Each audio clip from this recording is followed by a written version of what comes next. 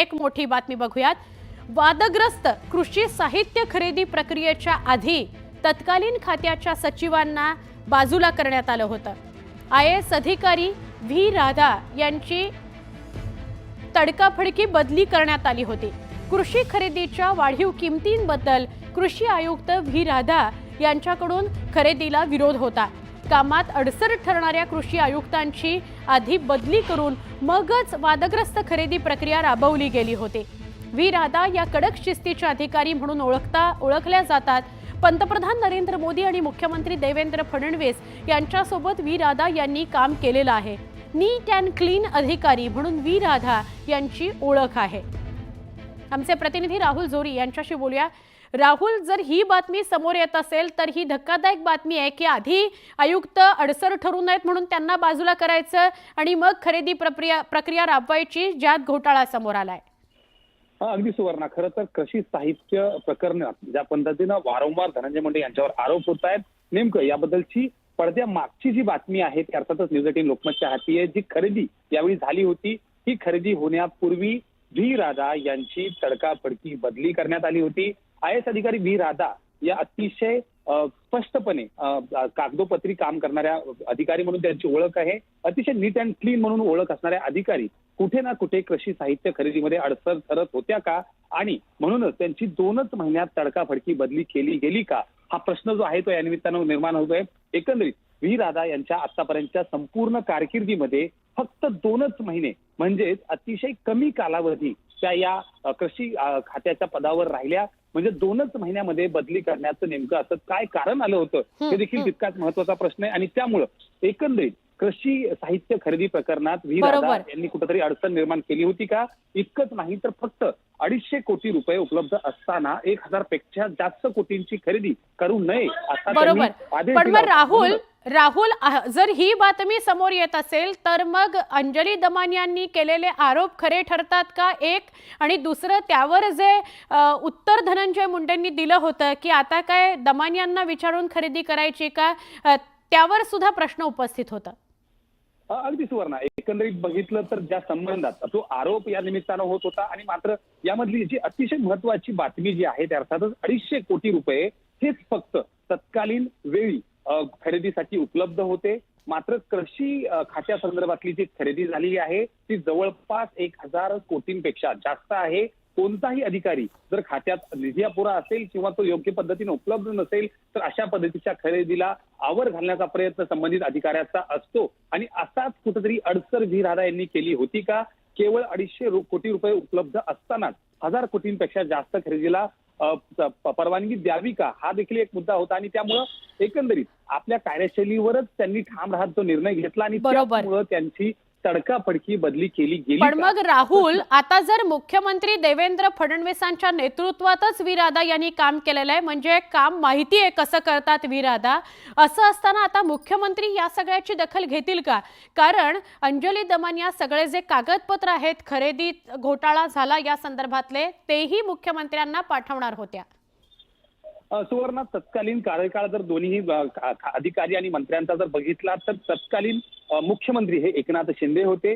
धनंजय मुंडे यांच्यावर ज्या ज्यावेळी आरोप होत आहेत त्यावेळी धनंजय मुंडे यांच्याकडून जो खुलासा करण्यात येतोय या संपूर्ण खरेदी संदर्भात मुख्यमंत्र्यांना माहिती आहे। आणि त्यामुळं तत्कालीन मुख्यमंत्री एकनाथ शिंदे यांची भूमिका जोपर्यंत समोर येत नाही हा देखील तितकाच महत्वाचा मुद्दा आहे। अर्थातच तत्कालीन मुख्यमंत्री एकनाथ शिंदे यांच्या परवानगीनं खरेदी झाली असं जर धनंजय मुंडे वारंवार म्हणत असतील तर कुठे ना कुठे धनंजय मुंडे आपल्यावरचं ओझं इतरांकडे ढकलतायत का? अर्थातच व्ही राधा यांच्या बदलीमध्ये इतर कोणाचा देखील सहभाग आहे असं त्यांना सुचवायचंय का, हे देखील पाहावं लागेल। मात्र एकंदरीत अंजली दमानी या ज्या पद्धतीनं वारंवार आरोप करतायत याच अनुषंगानं या अधिकाऱ्यांच्या बदल्या या फक्त राजकीय दबावापोटी झाल्या होत्या का, हा देखील एक तपासाचा भाग असेल। नक्की राहुल, धन्यवाद माहिती दिल्याबद्दल। या सगळ्या महत्त्वाच्या गोष्टी समोर आल्यावर तरी मुख्यमंत्री आणि दोन्ही उपमुख्यमंत्री जरा कडक कारवाई या संदर्भात करतात का, हे बघणं महत्त्वाचं आहे। नमस्कार, मी श्वेता, तुम्ही बघताय न्यूज 18 लोकमत। आता सकाळचे 11 वाजता आहेत आणि मुलुक महाराष्ट्रामध्ये तुमचं स्वागत। सुरुवातीला बातमी आहे, वादग्रस्त कृषी साहित्य खरेदी प्रक्रियेच्या आधी तत्कालीन खात्याच्या सचिवांची तडकाफडकी बदली करण्यात आली होती।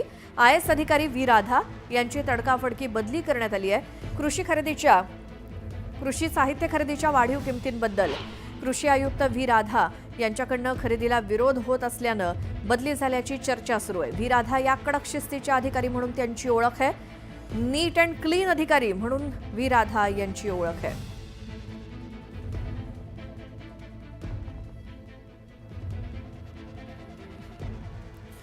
तर या संदर्भात आपण अधिक बोलणार आहोत. आमच्या प्रतिनिधी प्रणाली कापसे आपल्या सोबत आहेत आणि त्यांच्या सोबत आहेत सामाजिक कार्यकर्ते अंजली दमानिया. प्रणाली, अंजली दमानिया यांनीच काही दिवसांपूर्वी माजी कृषी मंत्री धनंजय मुंडे यांच्यावर आरोप केला होता की त्यांनी कृषी साहित्य खरेदी करत असताना भ्रष्टाचार केलेला होता आणि त्या आरोपाचं खंडन करत धनंजय मुंडे यांनी असं म्हटलेलं होतं की हे सगळे आरोप खोटे आहेत. अंजली दमानिया या खोट्या पुराव्यांच्या आधारावर माझ्यावर आरोप करतायत. या सगळ्या मुद्द्यांवर बोलण्यासाठी अंजली दमानिया आपल्याबरोबर आहे. त्यांच्याकडून आपण हेही जाणून घेणार आहोत की कशा पद्धतीनं या जे प्रामाणिक अधिकारी आहेत किंवा ज्यांच्या कामाचा दरार आहे अशा अधिकाऱ्यांच्या बदल्या सुद्धा कृषी मंत्री झाल्या धनंजय मुंडे यांनी करून घेतल्या होत्या. कसं आहे की कृषी आयुक्त जे आहेत ना ते त्यांचं जर टेन्युअर पण आपण बघितलं ना तर आधी प्रवीण गेडम होते ते किती काळ होते ह्या सगळ्या तुम्ही करा म्हणजे माध्यमांनी कराव्या मी म्हणण्यापेक्षा. कारण ही जी खरी चौकशी बाहेर निघेल ना तर अशा चांगल्या अधिकाऱ्यांच्या बदल्या का झाल्या या सगळ्या गोष्टी निघतील बाहेर. तर आधी प्रवीण गेडम होते ते बदलले, रवींद्र बिनवडे होते ते बदलले, मग व्ही राधा होत्या त्या बदलल्या. आणि कोण आहे ते अधिकारी? ते अतिशय स्ट्रेट फॉरवर्ड असे मानले जाणारे हे अधिकारी आहेत. आणि का तर हे फक्त मंत्र्यांनी सांगितलेल्या ज्या डायरेक्शन्स दिल्या आहेत त्या मानल्या नाहीत आणि त्याच्या विरुद्ध कमेंट्स त्यांनी डायरेक्टली पेपर्सवर केल्या असतील तर असे अधिकारी बदलले जातात हे त्याच्यावरनं दिसेल. आणि का हा मोठा भ्रष्टाचार होऊ नये आणि खरंच शेतकऱ्यांकडे पैसे जावेत या ज्या भावनेने जे अधिकारी काम करतात ते या मंत्र्यांना नकोसे असतात म्हणून यांच्या तडकाफडकी एक नाही अनेक वेळा बदल्या केल्या जातात. तसंच काहीसं ते व्ही राधांच्या संदर्भात देखील 2 महिन्यापूर्वी आपण जेव्हा बातमी वाचली मी त्यांना तेव्हाच रीच आऊट केलं होतं पण त्यांनी काही बोलल्या नाहीत त्याच्यावर. म्हणून का तर त्यांना कसं आहे की त्या तिथे असताना ब्युरोक्रेसीमध्ये असताना त्या जनरली कोणीच बोलणार नाही. तसंच काहीसं झालेलं आहे. व्ही राधा यांच्या संपूर्ण कारकिर्दीमध्ये ही पहिली अशी त्यांची बदली आहे जी अवघी 2 महिन्यात करण्यात आलेली आहे. मुंबई महानगरपालिकेमध्ये त्यांनी केलेलं काम, ऑक्ट्रॉयमध्ये त्यांनी मुंबई महानगरपालिकेचा जो 4 ते 6 हजार कोटीचा ऑक्ट्रॉय जो दरवर्षी चोरी जात होता व्ही राधा यांनी तो मुंबई महानगरपालिकेला मिळवून दिला आणि तिथून खरं तर त्यांचं नाव मोठं झालं होतं. आणि त्याच या अधिकारी आहेत ज्यांची बदली अवघ्या 2 महिन्यात झाली. अतिशय चांगले आणि विजनरी जे अधिकारी असतात ना, कारण व्ही राधा आधी सिडकोमध्ये होत्या, त्याच्यानंतर त्या ऑक्ट्रॉयमध्ये आल्या, त्यानंतर ॲग्रिकल्चर आयुक्त जर चांगल्या अशा असत्या तर त्यांनी बरंच काही केलं असतं. पण असे अधिकारी नको असतात म्हणून तडकाफडकी त्यांना काढून टाकायचं. या सगळ्या गोष्टी आता खरं तर त्या माध्यमांपुढे बोलतील की नाही मला माहीत नाही पण जर बोलल्या तर अनेक गोष्टी बाहेर येतील आणि त्याच एक्झॅक्टली मला माझ्या माध्यमातून मला जे मांडायचं होतं ते मी मांडलं आहे. पण खरी जी गोष्ट त्याच्या मागची आहे ते व्ही राधा आणि बाकीचे आयुक्त देखील सांगू शकतील. अंजली, ते पण त्याचबरोबर 2 दिवसांपूर्वी तुम्ही जी पत्रकार परिषद घेऊन जे आरोप केले होते त्या सगळ्या आरोपांचं खंडन धनंजय मुंडे यांनी केलेलं होतं. या कंपन्या माझ्या घरच्या नाही आहेत. केंद्र सरकारने सांगितलेल्या ज्या कंपन्या आहेत त्या कंपन्यांकडून किंवा या कंपन्यांचे दर संपूर्ण देशभर अगदी काश्मीरपासून कन्याकुमारीपर्यंत सारखे असतात असं धनंजय मुंडे यांनी सांगितलं. मला तेच ऐकून इतकी गंमत वाटली की हा माणूस किती खोटं बोलतो, किती म्हणजे किती खोटं बोलतो. त्यांनी इफ्को नावाच्या कंपनीच्या नॅनो युरिया आणि नॅनो DAP या 2 बॉटल्स इफ्को कंपनीच्याच आहेत. तर मी त्याचे काल विकत घेतल्या. हे जर आत्ता तुम्ही बघितलं या इफ्को कंपनीच्या, हे बघा, हे माय ऑर्डर अंजली अनिश दमानिया. जर तुम्ही हे प्रोडक्ट नेम बघितलं तर रात्री 11:08 मी या 10 लिटर म्हणजे 500 मिलीलिटरच्या 20 बाटल्या विकत घेतल्या 1848 रुपयाला. म्हणजे 1 लिटरची किंमत 184, 500 मिलीलिटरची किंमत 92 रुपये आणि यांनी घेतली 220 रुपयाला.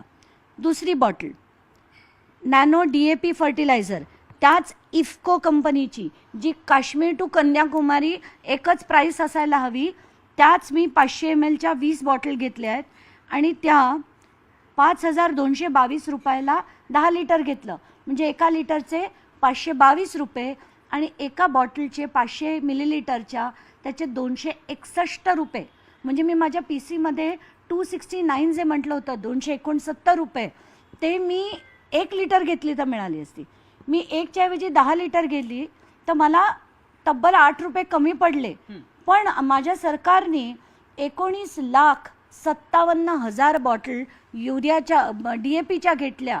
म्हणजे 10 लाख लिटर घेऊन सुद्धा त्यांना MRPवर मिळाव्या. त्या बॉटलची MRP आहे तेवढी, मॅक्सिमम रिटेल प्राइस. आणि आज आपल्याला माहिती आहे की आपण काहीही कुठलीही गोष्ट MRPवर कधी मिळते, ती रिटेलमध्ये. कारण मॅन्युफॅक्चरर असतो, त्यानंतर डिस्ट्रीब्युटर असतो, त्यानंतर डीलर असतो आणि मग ट्रेडर असतो. तर याच्यात प्रत्येकाला जवळजवळ 20-20% नफा असतो. आणि पण माझ्या सरकारला 1% 1 रुपयाचा नफा नाही आणि त्यांना मॅक्सिमम रिटेल प्राईसला मिळत आहे. म्हणजे किती गंमत आहे. तर आत्ता मला आज सकाळी असं देखील कळलं आहे की एका माध्यमाने जाऊन रिॲलिटी चेक केलं की त्या ज्या बॅग्स आहेत, कॉटनच्या बॅग्स आहेत, त्या 577लाच मिळतात, 1250ला नाही. आणि सरकारने 6 लाख अशा बॅग जर घेतल्या असतील आणि त्या पण 1250ला, धक्कादायक आहे असं माध्यमाने दाखवले. तोच पंप जो बॅटरी ऑपरेटेड पंप जो 2-in-1 12 वोल्ट 12 एम्पचा होता, तो त्या माध्यमाने दाखवला आहे की तो अनेक ठिकाणी नागपुरात मिळतोय आणि ते पण 2300 रुपयाला मिळतोय, GST सकट 2600ला मिळतोय. मी एक्झॅक्टली हेच म्हटलं होतं की आत्ताच्या घटकेला MAIDCचं रेट कॉन्ट्रॅक्ट जे आहे ते 2450ला आहे आणि 2026 पर्यंत ते रेट कॉन्ट्रॅक्ट असताना मग यांनी हे का घेतलं एवढ्या 3,425 रुपयाला, आणि ते पण 2,36,000 पंप्स घेतले. तर हे का घेतले? आणि जे 11 ऑक्टोबरचं जे मी म्हटलं टेंडर झालं नव्हतं, त्याचे मला सगळे डिटेल्स मिळाले नाही आहेत, पण ते पण 205 कोटीचं टेंडर होतं. म्हणजे एकूण जर आपण बघितलं सगळ्या टेंडर म्हणजे जे 550 कोटीच्या आसपास होतं, त्या 550 कोटीपैकी 70% पैसे हे धनंजय मुंडे यांनी खाल्लेत, याच्यात काहीच शंका नाही. परंतु आम्ही सगळ्या खरेदी आता काय अंजली दमानिया यांना विचारून करायच्या का, असाही सवाल त्यांनी त्या दिवशीच्या पत्रकार परिषदेमध्ये उपस्थित केला. मला विचारून नाही, खरं त्या खरेद्या करा, खरं त्या योग्य त्या दरात करा, खरंच टेंडरिंग करा, नको त्या याच्याखाली तुम्ही टेंडर घालू नका. आणि जसं मी दाखवलं की महाटेंडरच्या MAIDCच्या नोगामध्ये घालून जर तुम्ही बॅटरी स्प्रेअर दिले, नोगा म्हणजे काय, केचप आणि जॅम विकत घेण्यासाठीचा जो विंडो होता, त्याच्याखाली कोणीतरी टेंडरर बघेल का? अशा गफले करून जर तुम्ही टेंडर्स काढताय आणि ते पण MRPवर कधी कुठला जर सरकार घेत असेल, दुर्दैवी म्हणायला लागेल. आणि याच्यावर जर चौकशी लागली नाही तर आता मात्र मला असं वाटतं की देवेंद्र फडणवीसांनाच पहिलं रिस्पॉन्डंट बनवायला हवं, कारण त्यांनी चौकशी करण्याची सुद्धा तसदी जर घेतली नाही याची आणि या प्रकरणाची, तर आता खरंच त्यांना पहिलं रिस्पॉन्डंट बनवायला हवं आहे आता. त्यांनी आणखी एक आरोप केलेला आहे की जे काही आरोप तुम्ही विशेषतः या खरेदीच्या बाबतीत केलेल्या कृषी साहित्याच्या, असाच एक आरोप यापूर्वी हायकोर्टामध्ये गेला होता आणि हायकोर्टाने तो जो काही ज्यांनी अर्ज केलेला होता किंवा ज्यांनी तक्रार नोंदवलेली होती त्या व्यक्तीला आदेश दिले की आम्ही तुमची जी याचिका आहे त्या याचिकेचे शब्द कमी करा, त्या याचिकेचे पॅरा कमी करा, आणि ती त्यांनी ग्राह्य घेतली नाही. मी सगळ्या याचिका ज्या आहेत त्यांची माहिती घेतली, कारण तोपर्यंत या सगळ्या याचिका आहे ते मला माहीत नव्हतं. नागपूरची जे खंडपीठापुढे 2 याचिका आहेत, 2 PILs आहेत, त्याच्यात असं म्हटलं गेलं आहे की हे जे बॅटरी स्प्रेअर पंप आहेत ते यवतमाळसारख्या ठिकाणी 2650 रुपयाला दुकानात मिळत आहेत. तेव्हा कोर्टाने हे ऑब्झर्वेशन अतिशय सिरियस आहे असं म्हटलं आहे आणि सरकारला याच्यावर उत्तर देण्यासाठी सांगितलं आहे. त्याच्यासाठी आधी 2 आठवडे देऊन उत्तर आलं नाही, म्हणून AGनी आता सबमिशन केलं आहे की या नेक्स्ट डेटच्या आधी ते सबमिशन करणार आहेत याचं. आणि याच्यावर ताशेरे ओढलेत कोर्टाने त्यांना, आणि मंत्री म्हणतात की काही नाही. दुसरं ते जे म्हणाले मुंबई हायकोर्टात जे मॅटर होतं त्याची देखील मी माहिती घेतली, तेव्हा असं कळतं आहे की ज्या व्यक्तीने ते ॲप्लिकेशन केलं होतं त्या व्यक्तीने त्या टेंडरमध्ये भाग घेतला नव्हता, म्हणून कोर्टाने सांगितलं आहे की हे आपण करायला नको. तुम्ही जर भाग घेतला असता तर ऑब्जेक्ट करू शकता, नाहीतर ऑब्जेक्ट करू शकत नाही. पण म्हणजे दिसतंय की मंत्री किती खोटं आणि काय लेवलचं खोटं बोलतात. नक्की आपण पाहतोय की असे अनेक मुद्दे आहेत. आणखी काही मुद्दे जे आहेत त्या मुद्द्यांवर आपण अंजलीताई यांची प्रतिक्रिया घेणारच आहोत. कारण काही मुद्दे असे आहेत ते अजूनही खोडून काढण्यामध्ये म्हणावं तसं धनंजय मुंडेंना सुद्धा यश आलेलं नाहीये. बिलकुल. प्रणाली, या सगळ्या संवादासाठी धन्यवाद. आणि यात बोलण्यासाठी आपल्या सोबत आहेत शिवसेना उद्धव बाळासाहेब ठाकरे पक्षाच्या नेत्या सुषमा अंधारे. सुषमाताई, तुम्ही ही सगळी चर्चा ऐकली, अंजली दमानियांचं यावरती म्हणणं काय ऐकलं, तर तुमचं म्हणणं काय आहे व्ही राधा यांची करण्यात आलेली बदली आणि त्याचसोबत वादग्रस्त हे जे काही कृषी साहित्य खरेदी करण्याचं प्रकरण? प्रशासकीय अधिकाऱ्यांना काम करण्यासाठी मोकळीक मिळायला हवी आणि त्यांचं स्वातंत्र्य सुद्धा अबाधित राहायला हवं. कारण जे सनदी नोकर आहेत ते लोककल्याणकारी योजना राबवण्यासाठी आणि इफेक्टिव्हली राबवण्यासाठी काम करतात. परंतु अंजली दमानिया यांनी केलेला आरोप अत्यंत गंभीर आहे. आता त्याच्यातली सत्यताची जी आहे ती सत्यता मला असं वाटतं की व्ही राधाजी या जास्त चांगली सांगू शकतात. कारण त्यांना स्वतःला ही मीडिया ट्रायल मान्य आहे का, एक. दुसरं असं की खरंच असं काही घडलंय का. कारण जोपर्यंत सत्य काय ते कळत नाही तोपर्यंत ना धनंजय मुंडे खरं बोलतायत की दमानिया खरं बोलतायत, आपल्याला या दोन्ही गोष्टींमधलं कळणार नाही. आणि आपल्या कुठल्याही विधानाने एका चांगल्या प्रशासकीय अधिकाऱ्याला त्रास होऊ नये आणि त्यांना राजकारणात निष्कारण ओढू नये असं माझ्यासारख्या अत्यंत सजग माणसाला वाटतं. हा एक भाग आहे. दुसरं असं की ज्याच्यात आता ज्या डीबीटी आणि त्या सगळ्यांचे मुद्दे, कारण मी सुद्धा त्या PILच्या संदर्भाने ऐकल्यावर त्याची काही ऑनलाईन माहिती जेव्हा काढायचा प्रयत्न केला आणि अत्यंत तटस्थपणे बोलायचा प्रयत्न केला तेव्हा असं लक्षात आलं की हा तो कोणी पडगिलवार आहे ज्याने ती याचिका दाखल केलेली होती आणि ज्या याचिकेचा 5 जुलै 2024ला ऑनरेबल कोर्टच्या मुख्य न्यायाधीशांच्या बेंच समोर ज्याची सुनावणी झालेली आहे त्या बेंचने त्यांना सांगितलेलं होतं की तुमचं काय म्हणणं आहे. तर त्यावेळेला असा कुठेही उल्लेख नव्हता त्या सगळ्या याचिकेमध्ये किंवा तुम्ही तुमचा काही संबंध नाही म्हणून तुम्हाला त्याच्यात बोलता येणार नाही. तर त्या माणसाने स्वतः त्या प्रेयरमध्येच सांगितलेलं आहे की माझ्या वरच्या 3ही मागण्या रद्द करतोय किंवा मी त्या मागे घेतोय आणि मला फक्त आता ही निविदा, त्याने फक्त दुसऱ्या 3 वेगळ्या मागण्या सांगितलेल्या होत्या की असलेली निविदा प्रक्रिया रद्द करा, या निविदेच्या अनुषंगाने जर काही बिले अदा करण्यात आलेली असतील किंवा करणार असाल तर ती थांबवली जावीत आणि आरंभ कार्यासाठी जर तुम्ही काही देणार असाल अमाऊंट बॅलन्स तर ती सुद्धा थांबवली जावी. अशा 3 गोष्टी मांडलेल्या होत्या. हे महत्वाचं. एक दुसरा जो मुद्दा सांगितला जातोय कॉटन बॅगच्या संदर्भातला, म्हणजे मला असं वाटतं की काय आहे की सुपातले जात्यातले सुपात असतात. कारण प्रत्येक सरकारला काम करायचं असतं. परंतु जर कुणीतरी निव्वळ म्हणजे असं माफ करा परंतु ज्या पद्धतीने आता या गोष्टींमध्ये संतोष देशमुखांचं प्रकरण मागे पडता कामा नये असं मला फार वाटतंय. आणि संतोष देशमुख साहेबांची हत्या ही राजकीय इष्टापत्ती म्हणून हाताळली जाते असं माझं वारंवार म्हणणं आहे. कालही सुरेश धस यांनी ज्या पद्धतीने देवेंद्र फडणवीसांना अगदी हरभऱ्याच्या झाडावर चढवलेलं होतं हे सगळं बघता देशमुख साहेबांची हत्या ही भाजपला इष्टापत्ती वाटते आणि ते होऊ नये म्हणून ही मांडणी आहे, हे कृपया समजून घ्या. कॉटन बॅगचा जो मुद्दा काढला जातोय, कॉटन बॅग या कृषी मंत्रालय खरेदी करत नाही. कॉटन बॅग या वस्त्रोद्योग महामंडळाकडून खरेदी केल्या जातात. त्यामुळे वस्त्रोद्योग महामंडळावर कोण होतं त्यावेळेला त्यांना सुद्धा या चर्चेत घेतलं पाहिजे. त्यांच्याकडून या सगळ्या मुद्द्यांची चौकशी आपण करून घेतली पाहिजे. हे फार उल्लेखनीय आहे आणि त्या संबंधाने बोललं गेलं पाहिजे. बरं, आणखी एक सुषमाताई, आता चर्चा अशी आहे की व्ही राधा ज्या आहेत त्यांचा या सगळ्या कृषी साहित्य खरेदीला विरोध होता, कारण ऍक्च्युअल किमतीपेक्षा जास्त किमतीमध्ये हे जे काही साहित्य खरेदी केलं जात होता त्याला कडाडून विरोध केल्यामुळे या कारणामुळेच त्यांची तडकाफडकी बदली करण्यात आली. एक्झॅक्टली ताई, मला याच्यावरच बोलायचं आहे की मी विसरले सॉरी हे बोलताना, व्ही राधांच्या बाबत काय घडलं हे व्ही राधाच सांगू शकतात. मुळात आता आपण काहीही बोलणं हे व्ही राधांना पुढे सुद्धा राजकीय लोक अडचणीत आणू शकतात का? कारण मी स्वतः प्रशासकीय अधिकारी म्हणून काम केलेलं आहे. त्यामुळे या सगळ्यांमध्ये जर त्यांना कुठल्याही प्रकारे अडचण होणार असेल तर त्यावर आपण स्वतः कुठलीही माहिती नसताना भाष्य करणं टाळलं पाहिजे असं मला वाटतंय. पण एक जोडून सांगितलं पाहिजे, व्ही राधांची तडकाफडकी बदली होत होती असं आपण गृहीत धरू आणि धनंजय मुंडे अधिकारांचा गैरवापर करत होते असंही आपण गृहीत धरू. पण याचा दुसरा अर्थ असा आहे की मग एकनाथ शिंदेचं काहीच चालत नव्हतं का? हम्म, मग एकनाथ शिंदे मुख्यमंत्री म्हणून निव्वळ गुळाचा गणपती म्हणून बसवलेले होते का? हम्म. मग एकनाथ शिंदे आणि देवेंद्र फडणवीस या दोघांच्या पेक्षा आणि दुसरे तिसरे DCM अजितदादा यांच्याही पेक्षा धनंजय मुंडे हे अधिक पॉवरफुल ठरले होते का? हां. म्हणजे हेही मुद्दे चर्चेला आले पाहिजेत.